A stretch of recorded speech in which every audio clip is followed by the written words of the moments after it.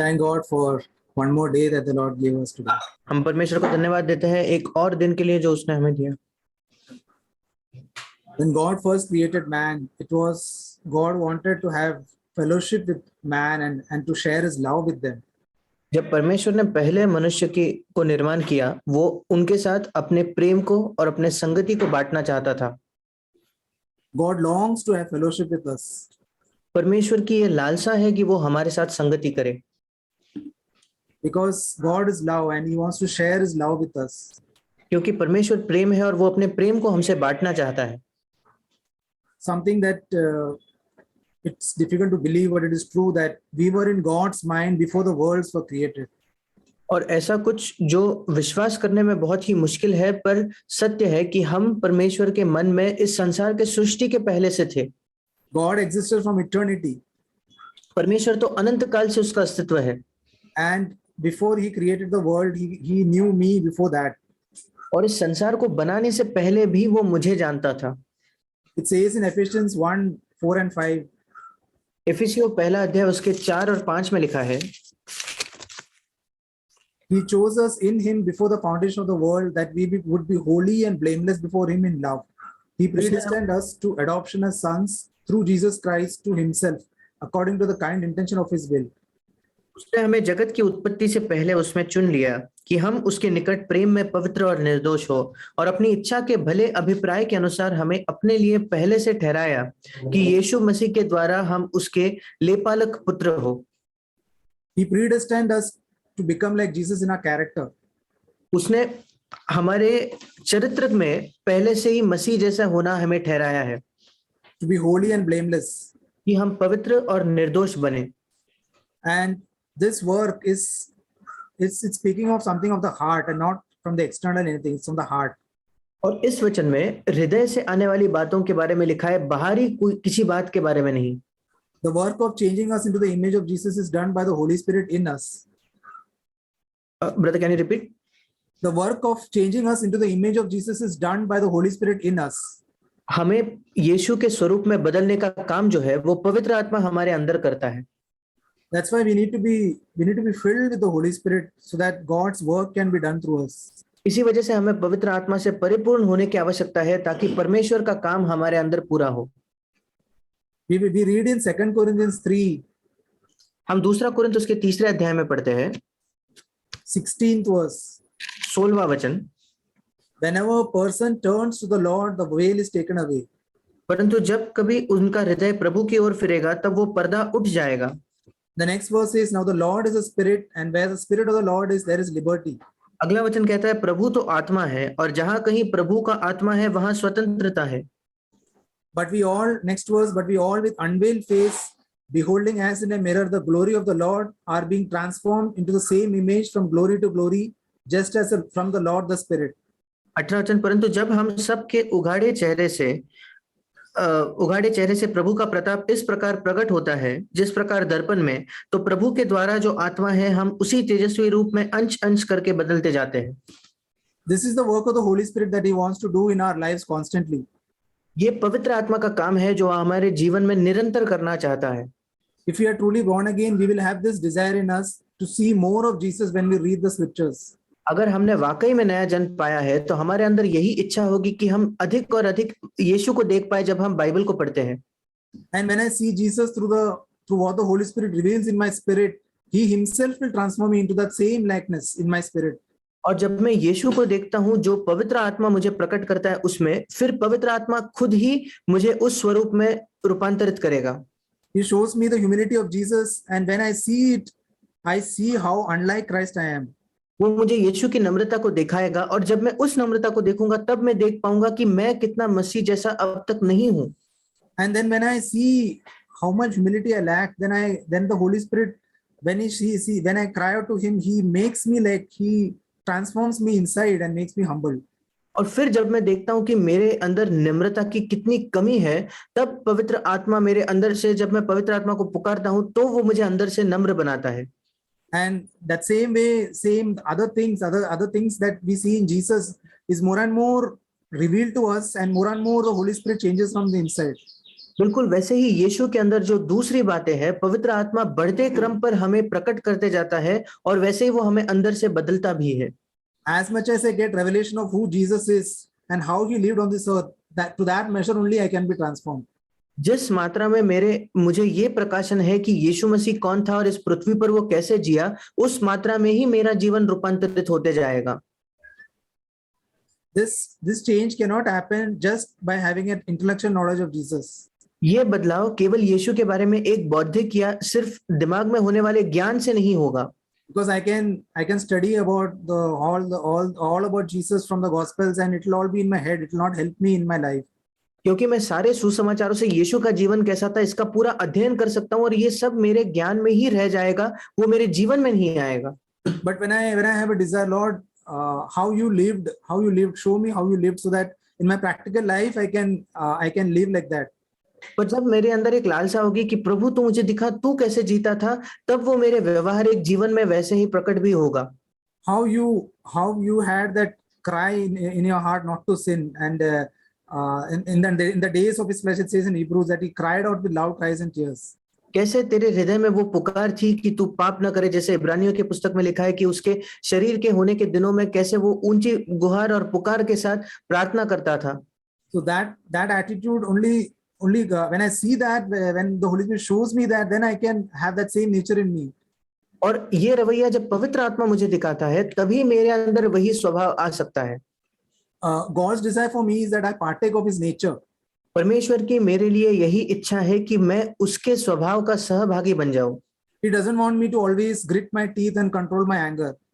वो नहीं चाहता कि निरंतर मैं अपने दांत पिसकर अपने गुस्से पर काबू करूं or overcome any of my sin with my own strength. या मेरे किसी भी पाप पर विजय मैं अपने ही सामर्थ्य से प्राप्त करूं। There is liberty, as we read, there is liberty where the spirit of the Lord is, there is liberty. और जैसे हमने पढ़ा, जहां कहीं आत्मा है, परमेश्वर का आत्मा है, वहां स्वतंत्रता है। And the Holy Spirit leads us to liberty. और पवित्र आत्मा खुद ही हमें स्वतंत्रता में चलाता है। He gives me the power to overcome through the Holy Spirit. वो मुझे सामर्थ्य देता है कि पवित्र आत्मा के सामर्थ्य द्वारा मैं जय पाऊं। Jesus always emphasized on about the heart if we read the Gospels. अगर हम सुसमाचारों को पढ़े तो यीशु मसीह निरंतर हृदय पर जोर दिया करता था।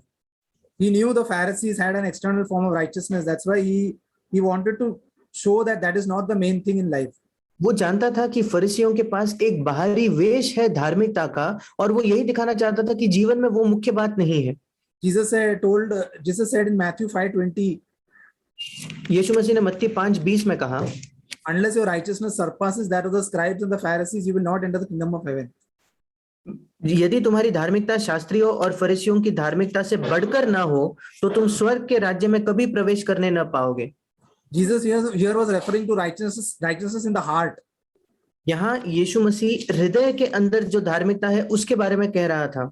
The scribes and Pharisees had an external righteousness. Just outside they were clean. Shastri और फरीसियों के पास एक बाहरी धार्मिकता थी, बाहर से वे बिल्कुल साफ थे। We cannot produce the righteousness of Christ, righteousness in our hearts with our own strength. हम मसीह की धार्मिकता हमारे हृदय में अपने ही सामर्थ्य से उत्पन्न नहीं कर सकते। It is only the Holy Spirit that produces his righteousness in us. वो केवल पवित्र आत्मा है जो उसके धार्मिकता को हमारे अंदर उत्पन्न करता है। I need to surrender to God and ask the Holy Spirit to fill me with his power. मुझे परमेश्वर को समर्पित होना है और पवित्र आत्मा से मांगना है कि वो मुझे अपने सामर्थ्य से भरे। And allow him to change me from the inside, save me from my sin. और उसको अनुमति दे कि वो मुझे अंदर से बदले और मेरे पापों से मेरा उद्धार करे। Sometimes sin in the heart might not have any outward manifestation. कभी-कभी हृदय के अंदर जो पाप होता है वो बाहरी तौर पर बिल्कुल भी दिखता नहीं। Although after a long time it might burst out in some way. यद्यपि एक लंबे समय के बाद अचानक वो एक दिन बाहर प्रकट हो जाता है। But that is not God's will that I keep it like that. He wants me to be saved from that sin in my heart. और ये परमेश्वर की इच्छा नहीं है कि मैं उस पाप को अपने हृदय में ही रखूं, वो मेरे हृदय के अंदर के पाप से भी मेरा उद्धार करना चाहता है। Jesus did not come to cut out the bad fruit that comes out of my life. यीशु मसीह मेरे हृदय से मेरे जीवन से आने वाला जो बुरा फल है उसे बस काटने के लिए नहीं आया। That is the Old Testament. A good Pharisee can easily cut off all the bad fruit from his life.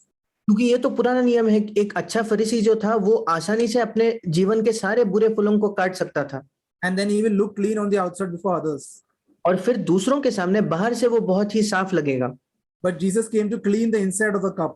पर यीशु मसीह उस प्याले कटोरे को अंदर से साफ करने के लिए आया। He wants to cleanse our spirit of all filthiness. वो चाहता है कि सारी गंदगी, सारी बुराई की जो आत्मा है, उस आत्मा से हमें शुद्ध करे। We can't change our spirit. हम अपनी आत्मा को नहीं बदल सकते, It's only God who can do it. केवल परमेश्वर ही है जो उसे कर सकता है। Holy Spirit shows us how Jesus was and how far I am from that. पवित्र आत्मा हमें दिखाता है कि यीशु कैसा था और मैं उससे कितना दूर हूं। And then when I'm aware of my utter filthiness, I'll have a cry like Paul had when he realized how evil he was. और जब मैं अपने बदतर गंदगी को समझूंगा, उसका एहसास मुझे होगा, फिर मेरे अंदर भी पौलुस जैसी एक पुकार होगी कि वो कितना दुष्ट था। In Romans 7:24 he cried out, Romeo 7:24 में उसने ये पुकार लगाई, "Oh wretched man that I am, मैं कैसा अभागा मनुष्य हूं, who will set me free from this body of this death?" मुझे इस मृत्यु की देह से कौन छुड़ाएगा। Paul was constantly aware of the wretchedness in his flesh that always wanted to sin. पौलुस को निरंतर एक एहसास था उसके शरीर के अभागे होने के, कैसे उसके अंदर निरंतर पाप करने की एक इच्छा थी। The Holy Spirit can help us to know our utter wretchedness. पवित्र आत्मा हमारी सहायता कर सकता है कि हम अपने पूरे अभागेपन को समझ पाए। And then he makes us realize our helplessness without him. और फिर वो हमें यह एहसास दिलाता है कि उससे अलग होकर उसके अलावा हम कितना निर्बल है। The next verse in verse 25 says what Paul experienced. Thanks be to God through Jesus Christ our Lord. अगले वचन 25 वचन में ये बयां किया है जो पौलुस का अनुभव था कि हमारे प्रभु यीशु मसीह के द्वारा परमेश्वर का धन्यवाद हो।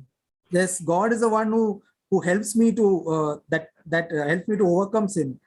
परमेश्वर ही है जो मुझे पाप पर विजय पाने में सहायता करता है। He can set me free from sinning in my heart. वो मेरे हृदय में पाप करने से मुझे छुड़ा सकता है। He gives me the life of Jesus within me so that I can be set free from sinning.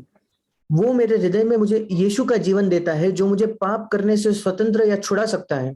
You need to pray that Lord, give me your nature so that it is no longer a struggle for me to be free from sin. हमें प्रार्थना करने की जरूरत है कि प्रभु मुझे तेरा स्वभाव दे ताकि मेरे लिए पाप से छुटकारा पाना ये केवल एक संघर्ष ना हो। Then it becomes increasingly easier when his nature comes in us. फिर बढ़ते क्रम पर पाप से संघर्ष करना आसान हो जाएगा जब उसका स्वभाव हमारे अंदर आएगा।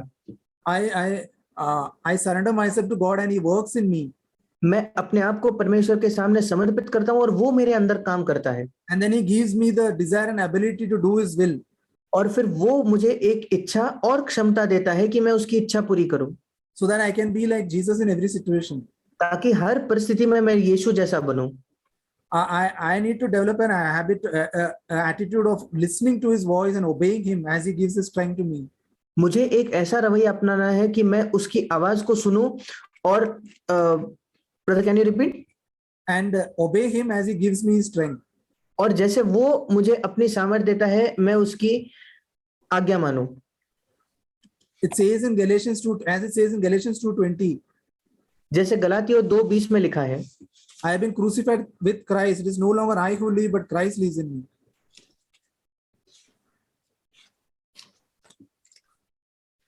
मैं मसीह के साथ क्रूस पर चढ़ाया गया हूं, अब मैं जीवित ना रहा पर मसीह मुझ में जीवित है।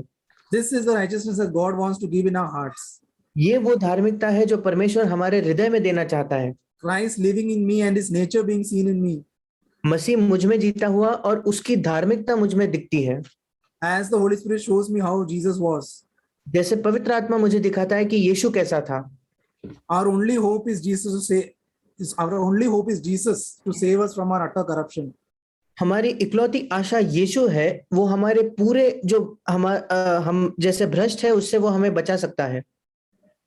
In John 7, यूहन्ना उसके 7वें अध्याय में, in that place where Jesus cries out on the last and great day of the feast, जहां उस पर्व के अंतिम दिन पर यीशु पुकारता है, he says to those who are thirsty for this life of Jesus, जो यीशु के इस जीवन के लिए प्यासे हैं उनको यीशु कहता है, he says, if he cried out and said, if anyone is thirsty, और 37 वचन में वो पुकार कर कहता है यदि कोई प्यासा हो तो let him come to me and drink. वो मेरे पास आए और पिए। if I'm satisfied with what I have in this world, इस संसार में जो मेरे पास है, अगर उसी के साथ मैं तृप्त हूं तो like it can be money or honor, वो पैसा हो सकता है, आदर हो सकता है, position, good food, comfort, वो एक ओहदा हो सकता है, सुख और ऐशो आराम हो सकता है, then I will not come to him. फिर मैं उसके पास नहीं आऊंगा। Jesus is saying he was thirsty for Jesus himself यीशु कह रहा है जो खुद यीशु के लिए प्यासा हो and wanting him in our lives और वो यीशु को अपने जीवन में चाहता हो and having him as the Lord of our lives. और उसको अपने जीवन का प्रभु करना चाहता हो, And those who believe that he will fill us, और जो ये विश्वास रखते हैं कि वो हमें भर देगा, he will give that living water that flows from our innermost being. वो हमें वो जीवित पानी देगा जो हमारे अंदरूनी हृदय से बह निकलेगा। He will fill us with the Holy Spirit so that we can be filled with his power to overcome. वो हमें पवित्र आत्मा से भर देगा ताकि हम इस सामर्थ्य से भर जाए जिससे हम जय पाएंगे। He will fill us with love for God. वो परमेश्वर के लिए हमें प्रेम से भर देगा। God wants us to fill us with all his fullness, परमेश्वर चाहता है कि अपनी पूरी भरपूरी से वो हमें भरे, not just the negative part of delivering us from some sin. केवल वो नकारात्मक भाग ही नहीं जहां वो हमें पाप से छुड़ाता है। God will give us a heart that has the nature of God. परमेश्वर हमें एक ऐसा हृदय देगा जिसके अंदर परमेश्वर का स्वभाव हो। It says about Jesus in Hebrews 1:9 यीशु के बारे में इब्रानियों 1:9 में लिखा है that he loved righteousness and hated sin. कि उसने धर्म से प्रेम किया और अधर्म से बैर रखा। God will give us that nature परमेश्वर हमें ये स्वभाव देगा where we love righteousness and hate sin. जहां हम धार्मिकता से प्रेम करते हैं और पाप से नफरत करते हैं। It is not naturally there in us, ऐसा रवैया स्वाभाविक तौर पर हमारे हृदय में नहीं होता, but God can give that nature in us. पर परमेश्वर हमारे अंदर इस स्वभाव को दे सकता है। He can fill us with love for God and others. वो हमें परमेश्वर के लिए प्रेम से और दूसरों के लिए भी प्रेम से भर सकता है। In the place where there are wrong attitudes, उस जगह जहां हमारे गलत रवैये होते होंगे, wrong attitudes of resentment and hatred and jealousy, लोगों के प्रति द्वेष करना, बैर रखना और कड़वाहट रखने के जहां हमारे रवैये होंगे, in that place God can fill us with love for them, उस जगह परमेश्वर हमें उनके लिए प्रेम से भर सकता है, so that from our inside it will be a right attitude that comes out. It's not a show off from the outside. ताकि हमारे अंदर से एक सही रवैया आता हो और केवल बाहर से हम दिखावा नहीं कर रहे हो। There is absolutely, we can cry out to God, Lord, I don't want any hypocrisy towards when I deal with anyone. और हम ये पुकार सकते हैं परमेश्वर को कि प्रभु किसी के साथ भी बर्ताव करने में मैं बिल्कुल अपने जीवन में पाखंड नहीं चाहता। That is what Jesus came to, from the innermost being, he wants to change us. इसी वजह से यीशु आया क्योंकि हमारे बिल्कुल अंदर के हिस्से से वो हमें बदलना चाहता है। The power of the Holy Spirit is greater than any lust. पवित्र आत्मा की सामर्थ किसी भी लालसा से अधिक सामर्थ्यवान है। It is powerful. It is able to help us to against any sin. वो सक्षम है कि किसी भी पाप के खिलाफ हमारी सहायता करे। When Jesus was on earth, जब यीशु इस पृथ्वी पर था, he knew exactly the condition of man's heart. वो मनुष्य के हृदय की अवस्था को बिल्कुल सही से जानता था। When a rich young ruler came to him, जब एक धनी जवान उसके सामने आया and he told him that he kept all the commandments. और जब उसने कहा कि वो सारी आज्ञाओं का पालन करता है, He kept the commandments. कि उसने सारी आज्ञाओं को मानी थी, And he asked, good teacher, what shall I do to inherit eternal life? और उसने कहा हे उत्तम गुरु, अनंत जीवन का अधिकारी होने के लिए मैं क्या करूं? Maybe the young ruler expected Jesus to say that it was good enough. शायद वो धनी जो युवक था वो यही चाहत रखता होगा कि यीशु उसकी सराहना करे ये कहते हुए कि ये बहुत अच्छा है। But Jesus knew the condition of his heart. He was concerned about his heart. और यीशु मसीह उसके हृदय की अवस्था को जानता था और इसलिए वो उसके हृदय की अवस्था के बारे में चिंतित था। And he was full of that. Jesus knew that he was full of the love of money. और यीशु जानता था कि वो पैसे के प्रेम से बिल्कुल भरपूर है। And that's why the only way for him to be set free, और इकलौता मार्ग जिससे वो इससे पूरी तरीके से स्वतंत्रता पा सके, was to give all his money to the poor and to follow Jesus. वो यही था कि वो अपने सारा पैसा जो है कंगालों में बांट दे और यीशु के पीछे हो ले। In verse 21 of Mark 10, और मरकुस 10 उसके 21 में Jesus told that looking at him, Jesus felt a love for him. और वहां लिखा है, यीशु ने उस पर दृष्टि करके उससे प्रेम किया One thing you lack, he said, और उसने कहा, तुझ में एक ही बात की घटी है, go and sell all you possess and give to the poor, जा जो कुछ तेरा है उसे बेचकर कंगालों को दे, and you will have treasure in heaven, and come follow me. और तुझे स्वर्ग में धन मिलेगा और आकर मेरे पीछे हो ले। He could have come to Jesus and confessed that he loves money, वो यीशु के पास आकर ये अंगीकार कर सकता था कि वो पैसे से प्रेम करता है and he wants to be delivered from it.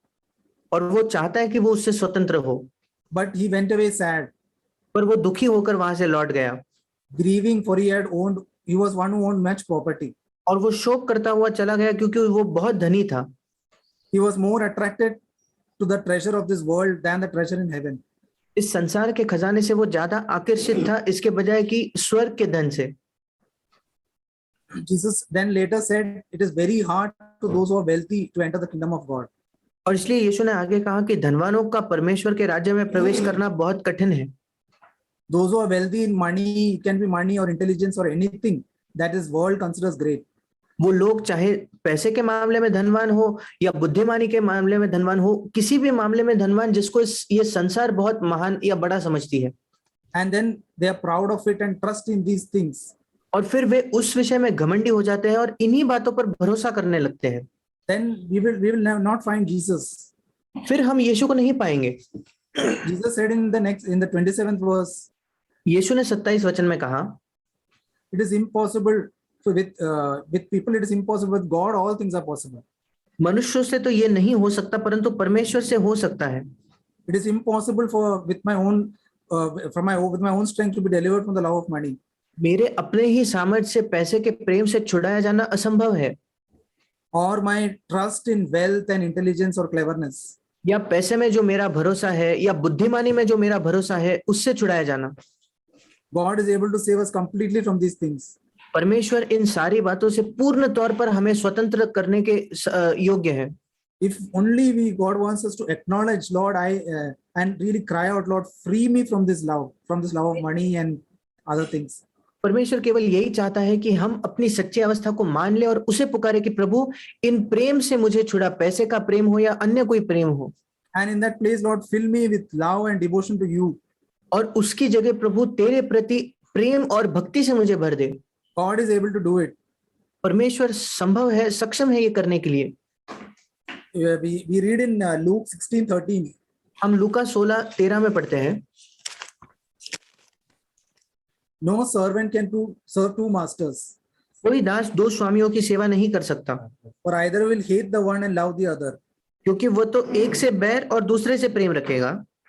You cannot serve God and wealth. तुम परमेश्वर और धन दोनों की सेवा नहीं कर सकते।